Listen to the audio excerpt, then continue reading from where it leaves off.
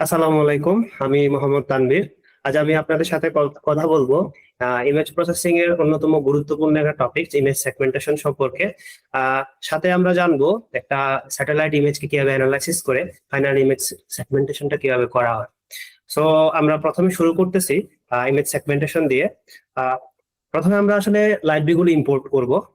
Import বিভিন্ন রকম library আছে। প্রথম ধরে নিলাম আমরা ইম্পোর্ট পান্ডাস এসপিডি। পান্ডাস যে লাইব্রেরিটা, এটা আসলে ডাটা ম্যানিপুলেশনের জন্য ইউজ করা হয়, just like CSV file, Excel file.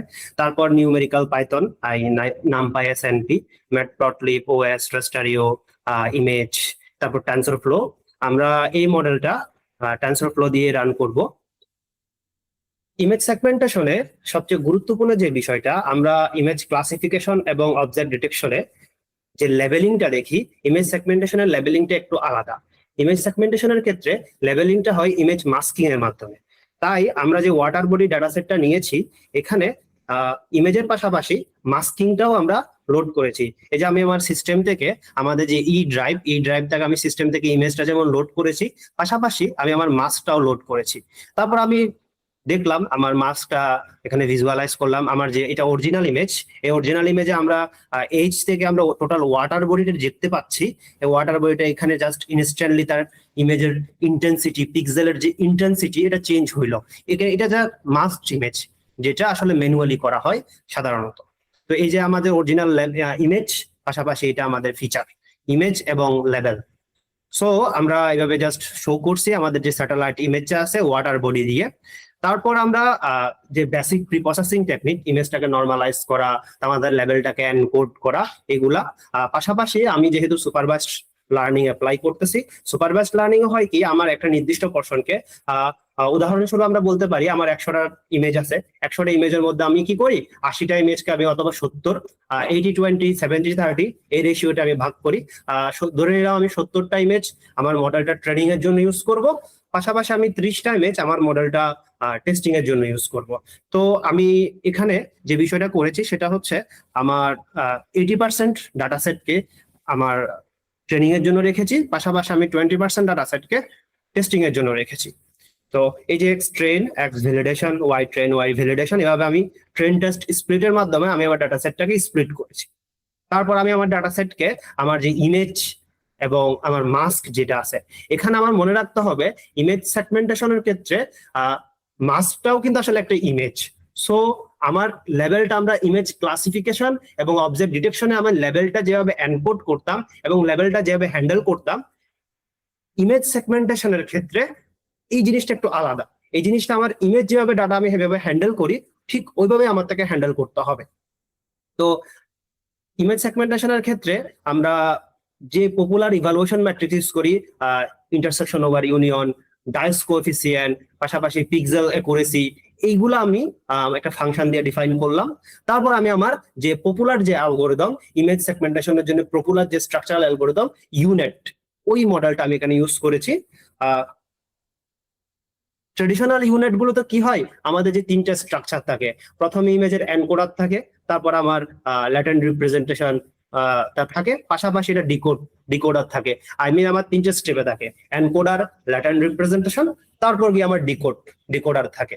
তো এনকোডারে কি হয়, এনকোডার আমরা বলতে পারি ইমেজের ফিচারটা এক্সট্রাকশন হয়, তারপর গিয়ে একটা ল্যাটেন্ট রিপ্রেজেন্টেশন দাঁড়ায়, তারপর গিয়ে ইমেজটা আবার রিকনস্ট্রাক্ট হয় ডিকোডারের থ্রু দিয়ে, ফাইনালি গিয়ে ইমেজটা কনস্ট্রাক্ট হয়ে ইমেজ সেগমেন্টেড হয়, যে আমরা ফাইনাল যে সেগমেন্টেশনে যে রেজাল্টটা পাই। ইউনিটের আর্কিটেকচারটা ঠিক ওইভাবে ডেভেলপ করা। প্রথমে থাকবে এনকোডার, যেখানে ইমেজের ফিচার গুলোকে অ্যানালাইসিস হবে, ফিচার গুলোকে এক্সট্রাকশন হবে, ডেপথ লেভেল এক্সট্রাকশন হবে, প্রথমে লো লেভেল অ্যানালাইসিস হবে, তারপর হাই লেভেল অ্যানালাইসিস হবে, তার কার্ভস, টেক্সচার্স, এগুলো নিয়ে অ্যানালাইসিস হবে, ফাইনালি গিয়ে একটা ল্যাটেন্ট রিপ্রেজেন্টেশন দাঁড় হবে। তারপর ল্যাটেন্ট রিপ্রেজেন্টেশন থেকে ওখান থেকে আবার আপস্যাম্পলিং হয়ে তারপর আমার যে সেগমেন্টেড যে ফাইনাল ইমেজ ওটা দাঁড় হবে। এখানে যদি আমি কোডিং এ দেখতে পাই, তো প্রথমে আমি ইনপুট ইমেজ নিলাম, তারপর গিয়ে আমি কনভলিউশনাল 2D, এখানে 32 3x3 কার্নেল ইউজ করছি। অ্যাক্টিভেশন হিসেবে রেলু নন লিনিয়ারিটি শো করে, তারপর প্যাডিংটা সেম রেখেছি, তারপর ইনপুটস। ফাইনালি এটা থ্রো দিয়ে আমি ম্যাক্স পুলিং লেয়ার ইউজ করেছি। ম্যাক্স পুলিং লেয়ার সাধারণত একটা, it's not an weighted layer, এটা একটা সামারাইজিং লেয়ার বলতে পারি আমরা। এটা আমার ইমেজটাকে সামারাইজ করছে। তো তো সেম ভাবে আমি কনভলিউশনাল লেয়ার আরেকটা ইউজ করেছি, তারপর ম্যাক্স পুলিং লেয়ার ইউজ করেছি, তারপর কনভলিউশনাল লেয়ার। এভাবে আমার আপ স্যাম্পলিং পার্টটা শেষ হয়েছে, সরি আমার ডাউন স্যাম্পলিং পার্টটা শেষ হয়েছে। তারপর গিয়ে ল্যাটেন্ট রিপ্রেজেন্টেশন থেকে আমি আমার আপ স্যাম্পলিং পার্টটা দাঁড় করেছি। আমি যদি আমার যে স্ট্রাকচার, যে মডেলের সামারি, এটা যদি একটু দেখি, প্রথমে আমি আমার ইনপুট হিসেবে আমি 64x64x3 আমার হাইট, ওয়েট, চ্যানেল এই ইমেজটা নিয়েছি। তারপর আমি আমার কনভলিউশনাল লেয়ার দিকে ফিচার গুলোকে এক্সট্রাক্ট করেছি। এক্সট্রাক্ট করতে গিয়ে আমার প্যারামিটার দেশে 896, সো আমার এখানে টোটাল 64x64x32টা চ্যানেল। তারপর গিয়ে আমার ম্যাক্স পুলিং করে এটাকে সামারাইজ করেছি। সামারাইজ করতে তার যে ডাইমেনশন এটা রিডিউস হয়ে গেছে, সো 32 32 32।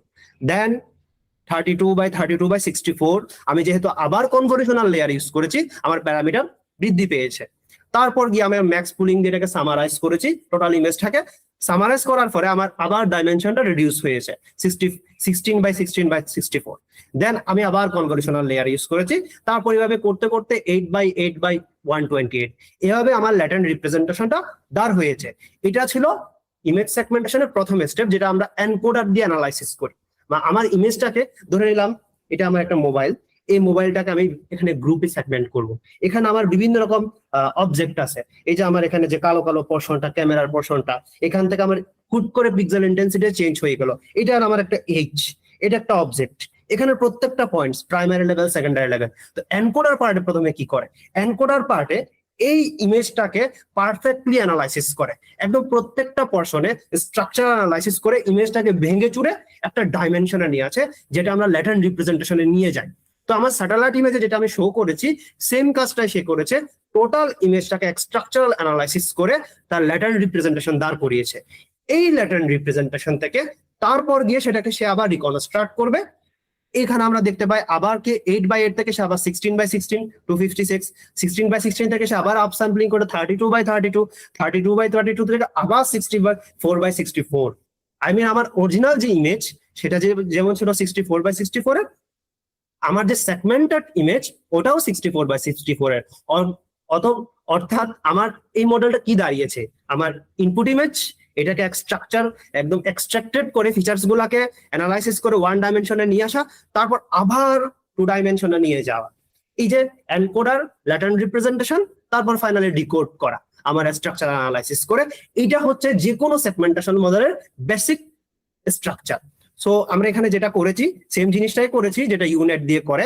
তো আমাদের যে টোটাল প্যারামিটার এখানে অলমোস্ট 2.96 মেগাবাইটের প্যারামিটার। তো আমি আমার মডেলকে রান করেছি, আমার ট্রেনিং করেছি। ট্রেনিং আমি বেসিক্যালি 30 একক দিয়েছি। আমার যে ব্যাচ সাইজ এটা বেসিক্যালি আমি 32 রেখেছি আমার টোটাল ডাটা সেট থেকে 32 পোর্শনে। তারপর আমি ভ্যালিডেশন ডাটা হিসেবে এক্স ভ্যালিডেশন আর ওয়াই ভ্যালিডেশন ইউজ করেছি। তো আমার যে মডেল আমি এটা আমার রান করেছি, রান করার পর আমার যে কার্ভ, যেটা মডেলের অ্যাকুরেসি এবং লস কার্ভ। আসলে একটা মডেলকে যখন আমি অ্যানালাইসিস করব, একটা মডেলকে যখন আমি ট্রেন করব, সবচেয়ে যে গুরুত্বপূর্ণ পোর্শনটা আমার মাথায় রাখতে হবে, মডেলটা ঠিকঠাক মতো তার অ্যাকুরেসিটা ইনক্রিজ করেছে কিনা এবং তার লসটা ঠিকঠাক মতো ডিক্রিজ করেছে কিনা, কনসিস্টেন্ট ওয়েতে ইনক্রিজ এবং কনসিস্টেন্ট ওয়েতে ডিক্রিজ করেছে কিনা। এই জিনিসটা যদি আসলে না হয় তাহলে আমরা বলতে পারি মডেলটা খারাপ। আর হলে অবশ্যই ভালো এবং মডেলটা পারফেক্টলি কাজ করেছে, পারফেক্টলি লার্ন করেছে।